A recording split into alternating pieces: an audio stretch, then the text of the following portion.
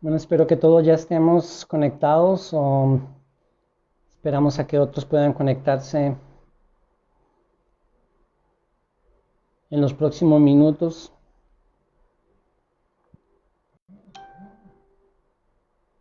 Los saludo cordialmente y quería saludar a todos los que estamos aquí en Colombia, pero también quiero saludar especialmente a toda la gente en los Estados Unidos, en los diferentes lugares.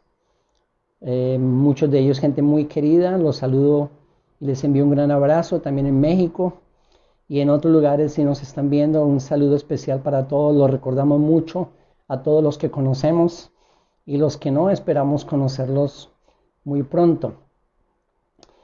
Eh, estamos para poder que todos podamos saber dónde estamos. Estamos hablando de la importancia de la historia en la interpretación bíblica, en el entendimiento de las escrituras.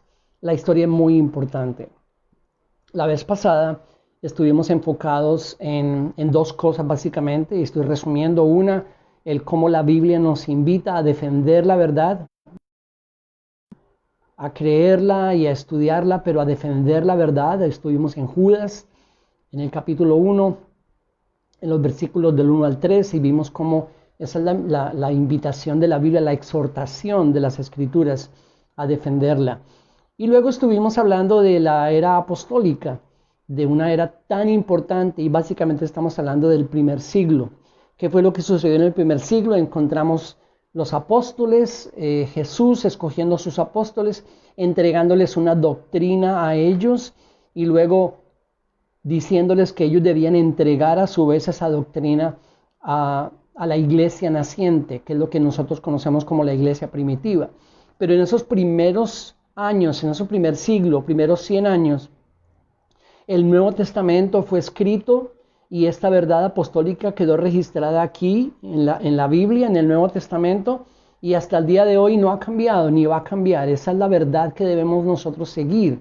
Entonces lo que estamos haciendo es revisando de dónde viene esa doctrina apostólica que nosotros creemos. Pero a la vez hay cosas que muchas iglesias, hoy en día y muchas personas, estoy hablando del contexto cristiano, creen y están convencidos de cosas que los apóstoles jamás conocieron o supieron.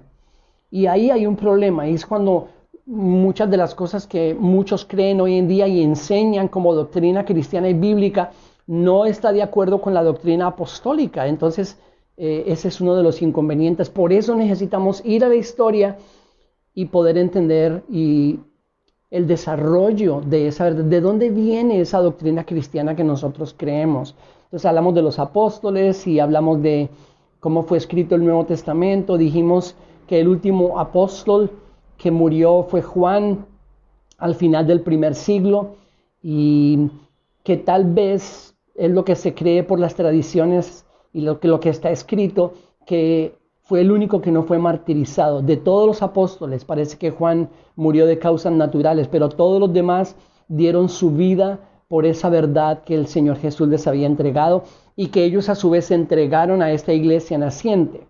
Entonces, ¿qué sigue después de eso? Vamos a entrar hoy a hablar de lo que se conoce como la edad patrística o la historia o la edad de los padres de la iglesia. ¿Quiénes son esos padres de la iglesia? Sencillo, los padres de la iglesia fueron aquellos que recibieron la verdad de los apóstoles, el ministerio de parte de ellos, y es bueno que comencemos en el libro de los Hechos.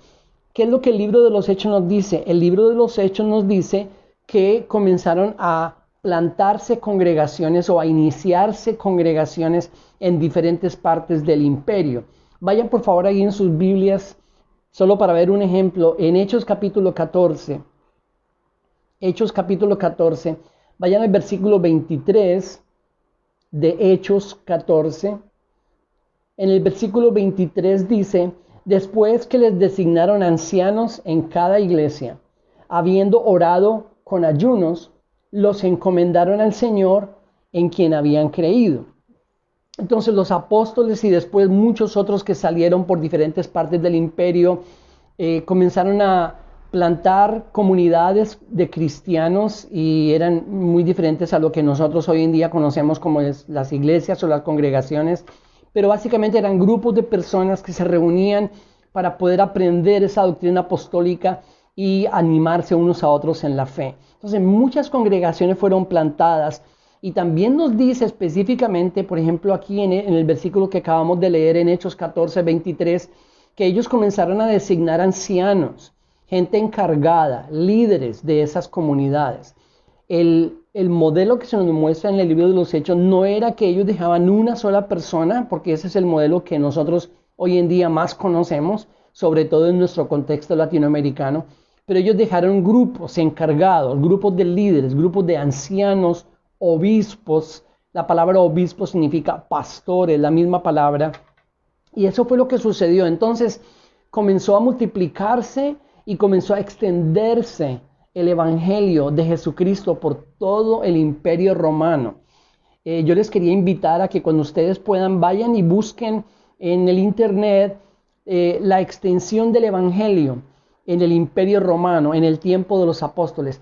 Y van a darse, hay algunos mapas interactivos que con diferentes colores comienzan a mostrar cómo desde Jerusalén, donde fue la primera, comenzó a extenderse muchísimo por todo el imperio esas comunidades. Entonces los invito a que puedan buscar y ver, son videos muy pequeñitos, pero nos muestran cuánto se extendió el evangelio y las diferentes congregaciones cristianas a través de todo el imperio romano.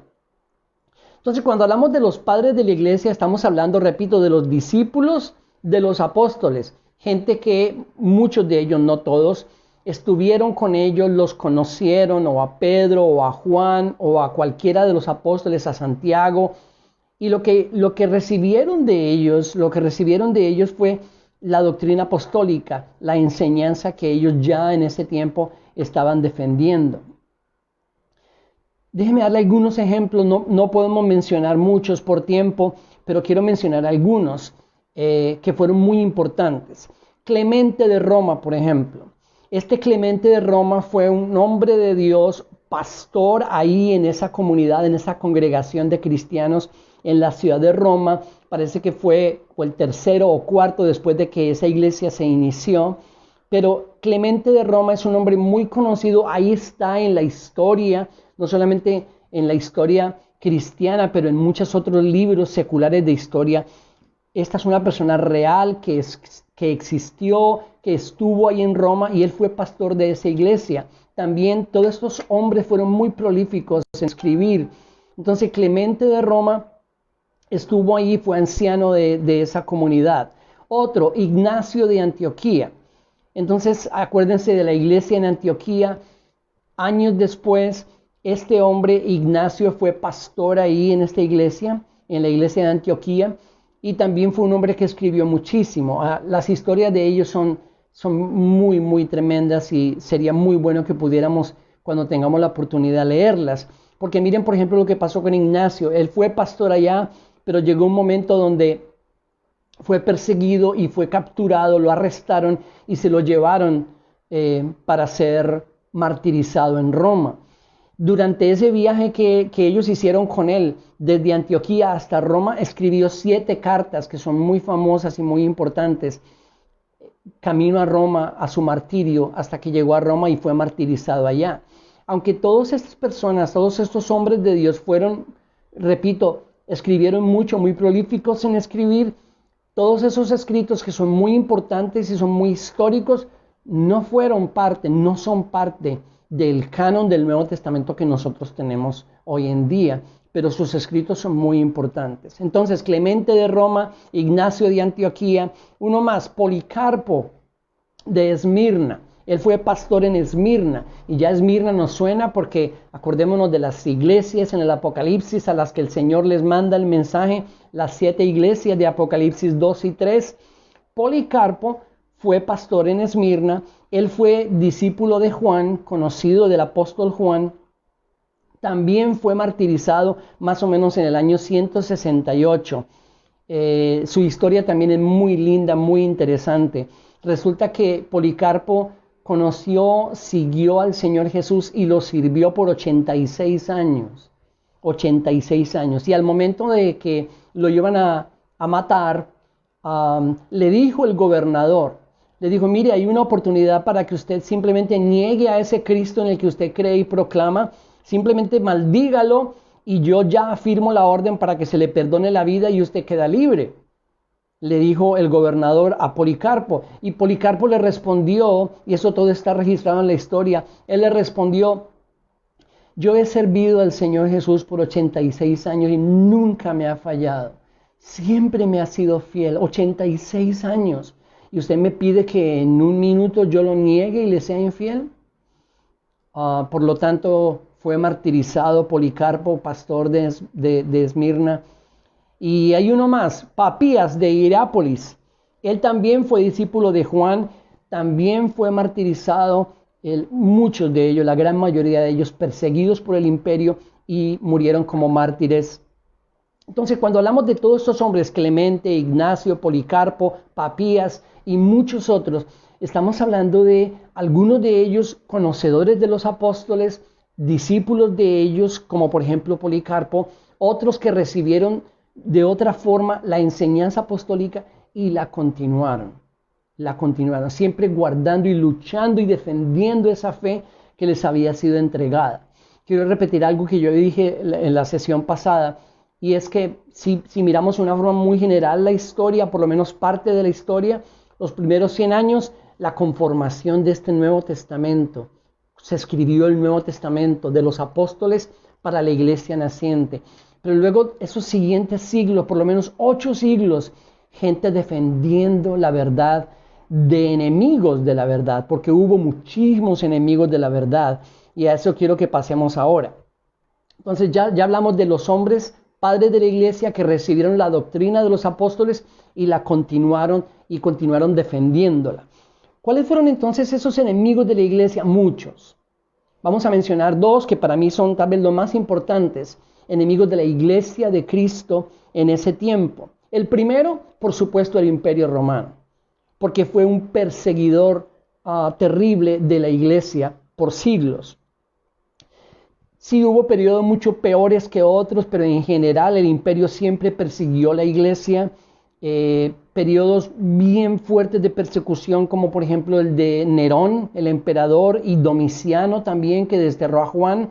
Y luego en el año 303, otro emperador llamado Diocleciano, parece que fue uno de los tiempos más sangrientos de persecución del imperio. Miles y miles de cristianos fueron martirizados, fueron lanzados a las fieras en la arena romana para el entretenimiento de la multitud.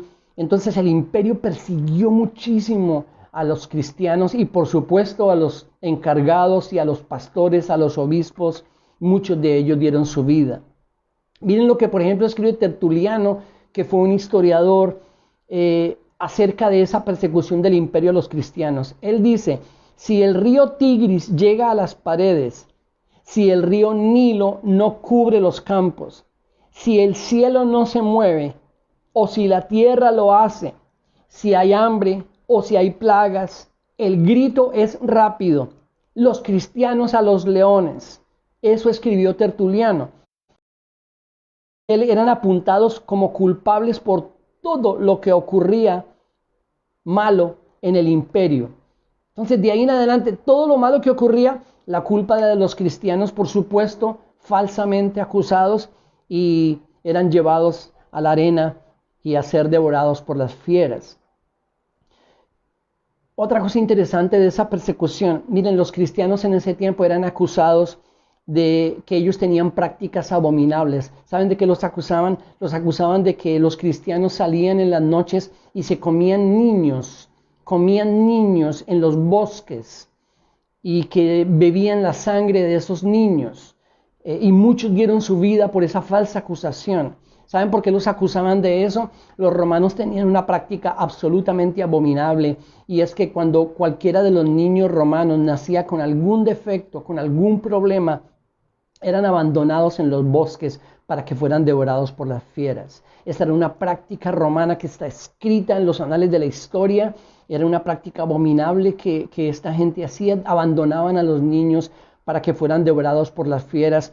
muchas veces o simplemente porque tenían algún defecto físico o alguna condición de salud, los abandonaban. ¿Saben ustedes quiénes salían a recoger esos niños para salvarlos de las fieras? Los cristianos.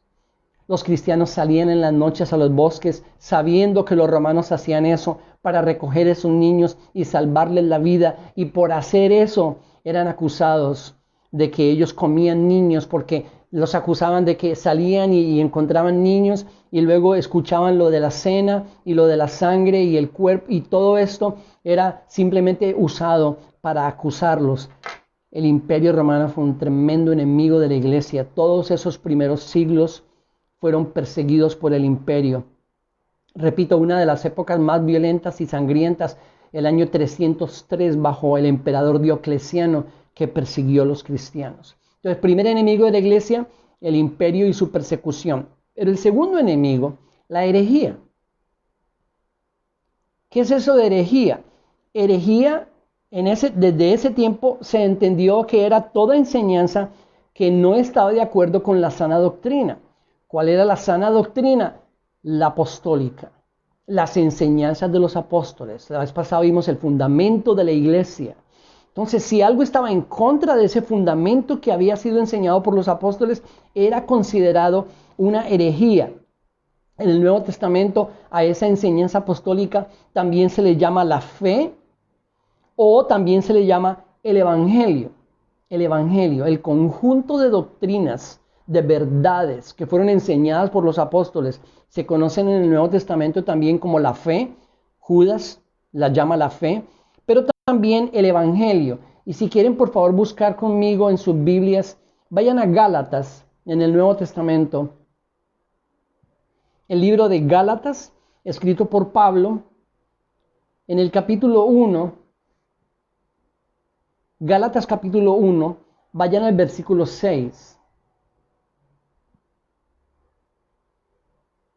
Y ahorita vamos a hablar del por qué, la razón por la que Pablo escribió, humanamente hablando, esta carta. Obviamente por la voluntad de Dios, inspiración del Espíritu Santo, pero hay una razón humana por la cual Pablo escribió la epístola a los Gálatas.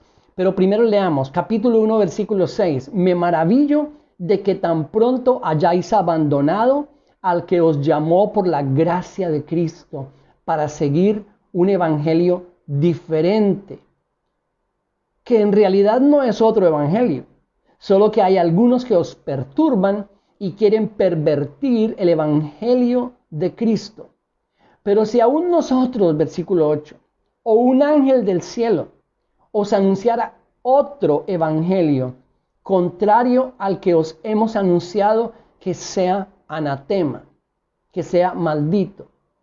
Entonces, en toda esta defensa de la verdad y el conjunto de verdades apostólicas, lo que está haciendo Pablo es llamando evangelio a ese conjunto de enseñanzas, y está diciendo que no es que haya otros evangelios, sino que algunos ya en ese tiempo, por supuesto, estaban torciendo, como dijo Pedro también, las enseñanzas apostólicas. Y eso siguió por todos esos siglos y, hermanos, hasta el día de hoy no ha parado. Entonces, el segundo enemigo fue la herejía, toda enseñanza que no estaba de acuerdo con la sana doctrina, la enseñanza de los apóstoles registrada en el Nuevo Testamento que nosotros, gracias a Dios, tenemos hoy.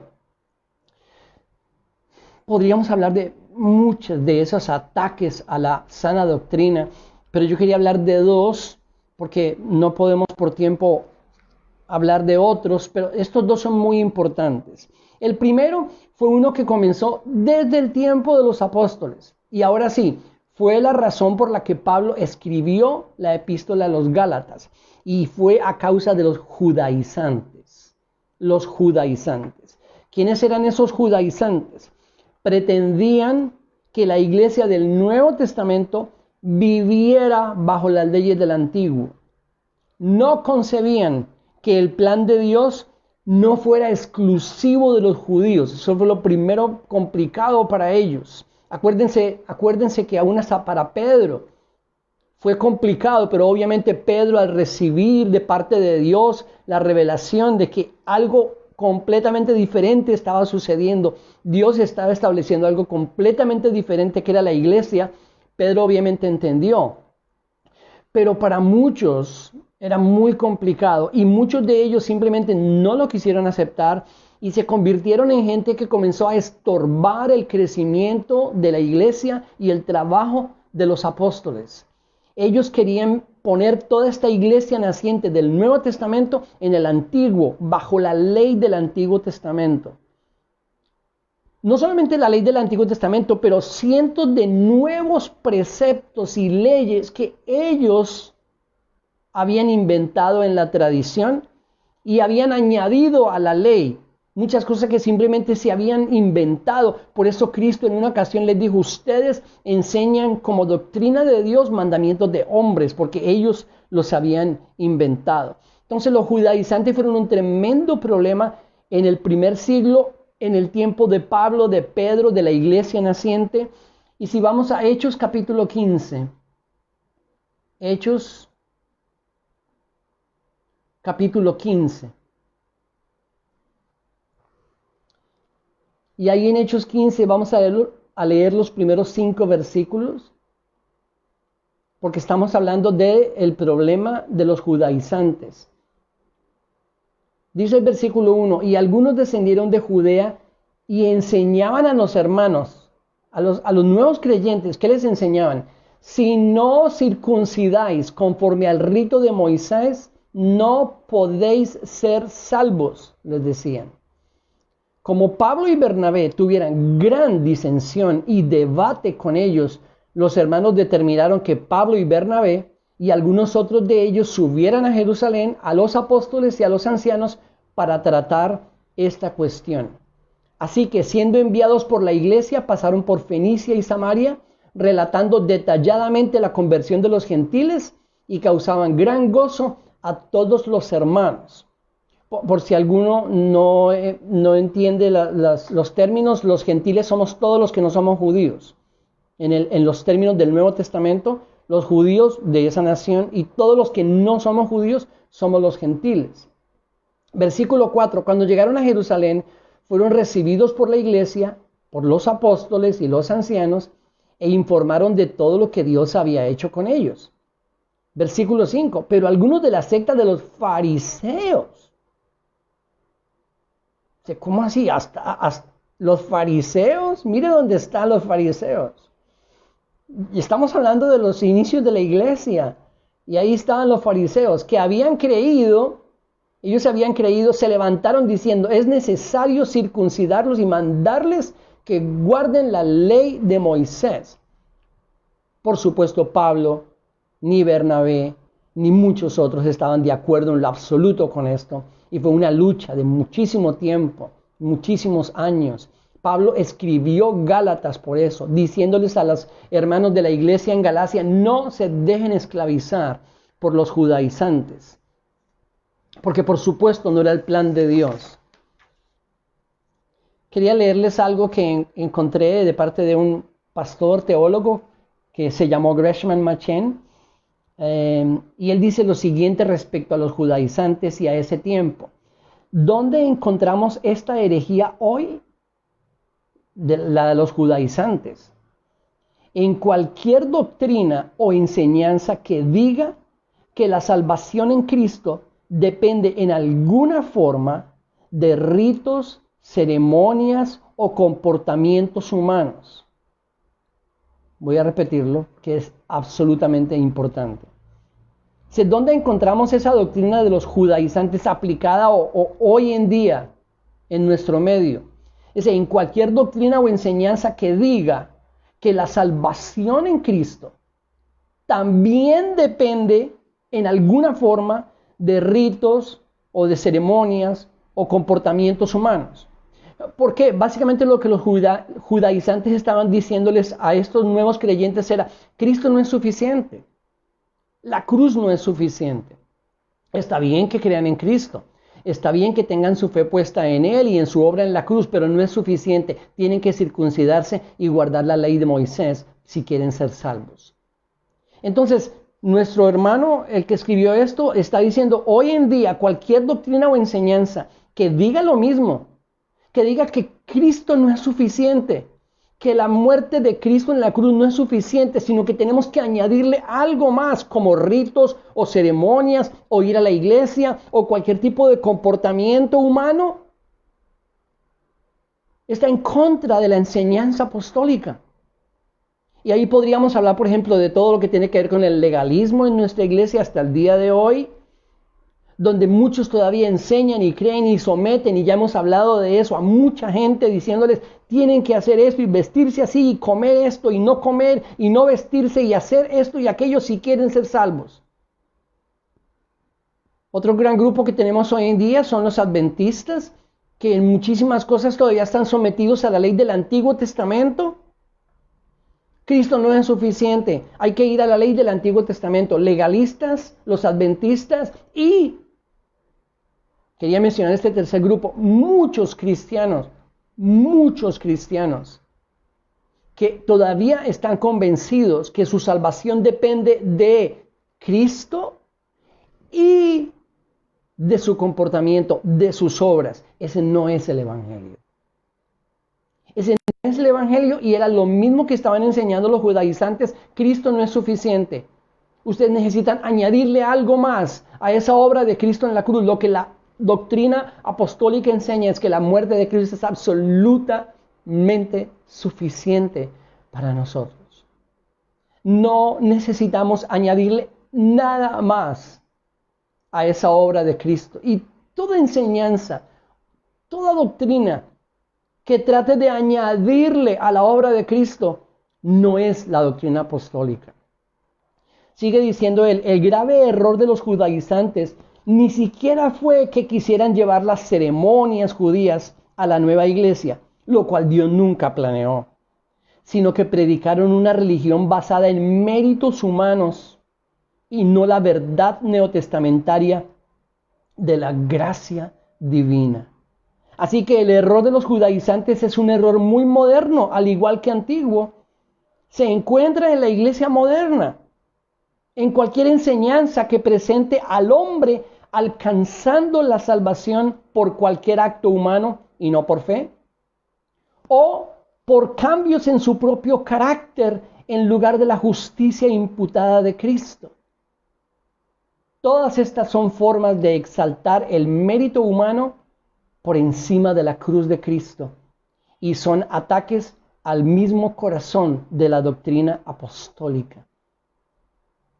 Eso fue lo que dijo este teólogo, este pastor, y yo estoy absolutamente de acuerdo. Cualquier cosa que nosotros queramos añadirle a la obra de Cristo en la cruz, que es absolutamente suficiente, está en contra de la doctrina apostólica.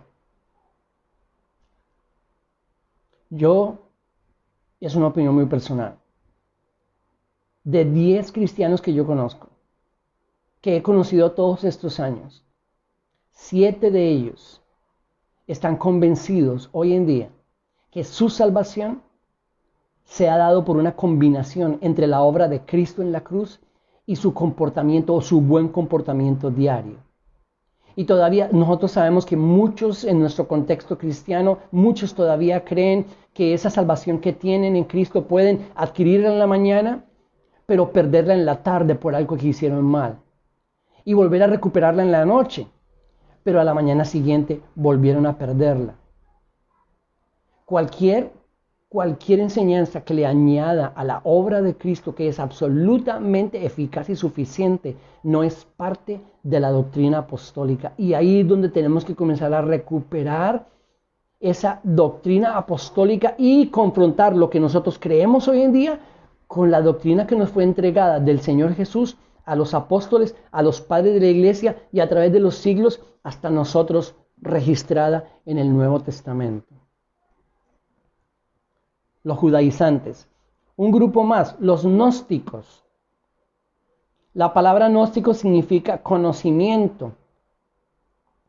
Los gnósticos hablan de un conocimiento escondido que solo le es revelado a unos pocos que son especiales. También creen que el espíritu es bueno, todo lo que es del espíritu es bueno, pero todo lo que es del cuerpo, de la carne o material es malo.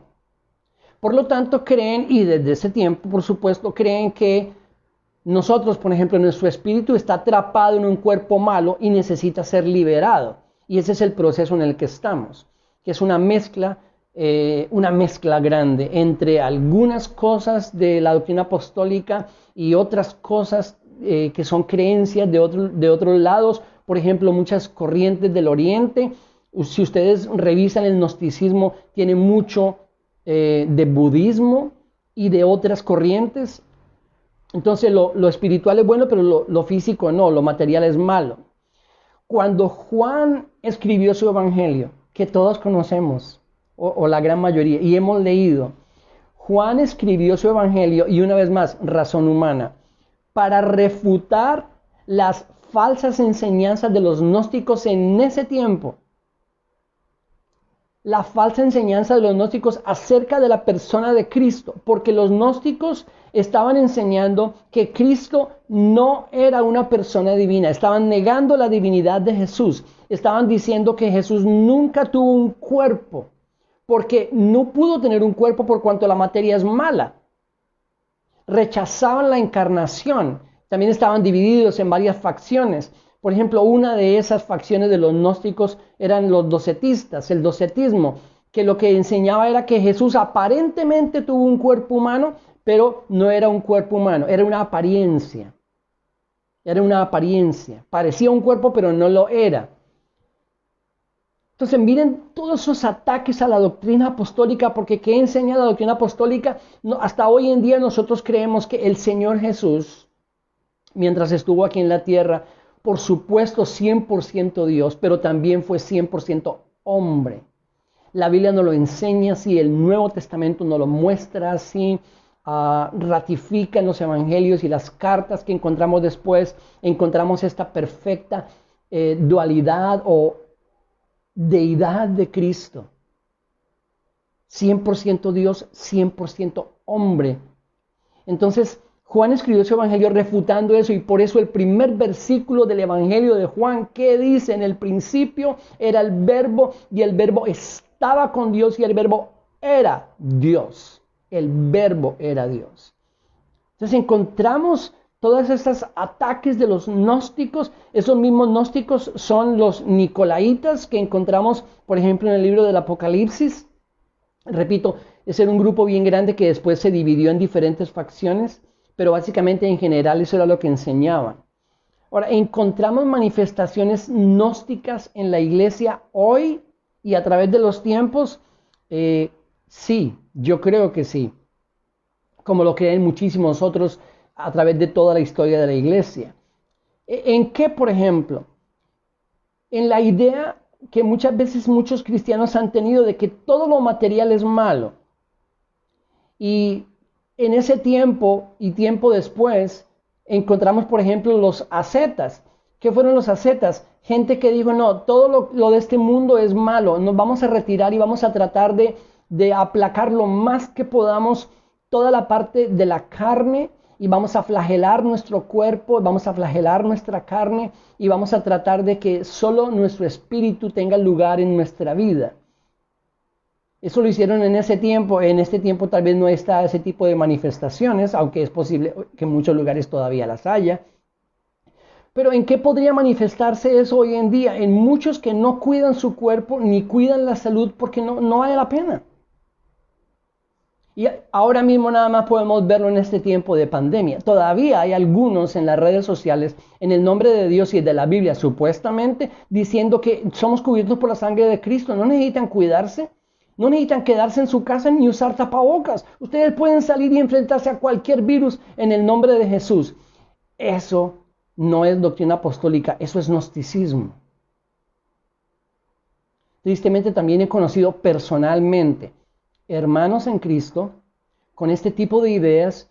Me acuerdo muy bien de uno hace algunos años que me lo encontré, y yo me lo encontré en una campaña de salud que yo estaba ahí colaborando, y lo encontraron muy mal de todos sus niveles de azúcar y de presión, y los médicos lo encontraron muy mal, y los médicos delante de mí le dijeron, por favor, tiene que cuidarse, usted tiene que ir y hacerse chequeo y exámenes, y su respuesta fue no.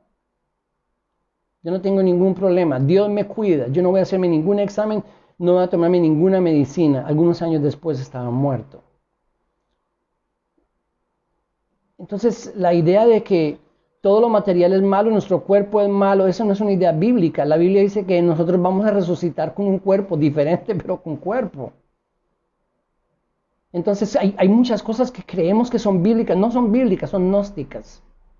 Otra, algunos que pretenden tener revelaciones especiales de Dios, misterios ocultos y desconocidos para la mayoría, pero para algunos que son la élite, porque eso es lo que enseñan los gnósticos, acuérdense, el conocimiento escondido que solo a algunos les es dado. Prácticas extrañas, muchas veces por ejemplo, con cosas que tienen que ver con la guerra espiritual y el mundo de los espíritus del maligno, que no están de acuerdo con la doctrina apostólica. El gnosticismo, por supuesto, que está presente hoy en día en muchas de estas ideas y muchas de estas enseñanzas y doctrinas. Lo que tenemos que hacer cada vez, acuérdense, es revisar las enseñanzas y las doctrinas y lo que creemos a la luz de la doctrina apostólica. Entonces, dos enemigos de la iglesia que hemos mencionado: el imperio que persiguió la iglesia por los primeros siglos, y el otro, la herejía, que vino en diferentes formas, atacando la Trinidad, atacando la persona de Cristo, su divinidad o su humanidad. Y los gnósticos, los judaizantes, todos estos eran ataques a la doctrina apostólica en esos primeros siglos, y estos padres de la iglesia dieron sus vidas defendiendo esas verdades, las verdades bíblicas, las verdades apostólicas, las verdades del Nuevo Testamento. Por último, hoy, y básicamente estoy iniciando nuestro próximo tema, y es, si nos ubicamos en la historia, pasó el primer siglo, pasaron todos estos siglos y Dios levantando todos estos hombres para defender la verdad y continuar la extensión de su reino, hasta que llegó el tiempo de Constantino, el emperador Constantino. Después de 3 siglos de persecución, el emperador Constantino, supuestamente convertido al cristianismo, yo no tengo ni idea si él realmente se convirtió o no. La historia dice que se convirtió al cristianismo, pero cuando Constantino fue emperador, no solamente acabó con la persecución, sino que comenzó a darle privilegios a la iglesia. Entonces miren, por ejemplo, lo que hizo Constantino. En el año 313 después de Cristo, Constantino, como emperador romano, promulgó en Milán un decreto, no solamente acabando con la persecución, pero dando libertad religiosa, siendo que todos podían practicar su religión. Escuchen, no solamente fue autorizado el cristianismo, todas las otras religiones también. Entonces hubo libertad de cultos, libertad de religiones, pero él paró completamente esa persecución del imperio contra los cristianos. Y no solamente la paró, sino que, repito, por ejemplo, los obispos, los pastores de las congregaciones, pasaron de ser enemigos del imperio, perseguidos y martirizados, ahora pasaron a gozar de privilegios de todo tipo, incluyendo económico, porque dinero comenzó a salir del Estado, del imperio, para ayudar, pagar a los obispos y ayudar a las congregaciones, y comenzaron templos a ser construidos en el tiempo de Constantino con dinero del imperio, con dinero del Estado.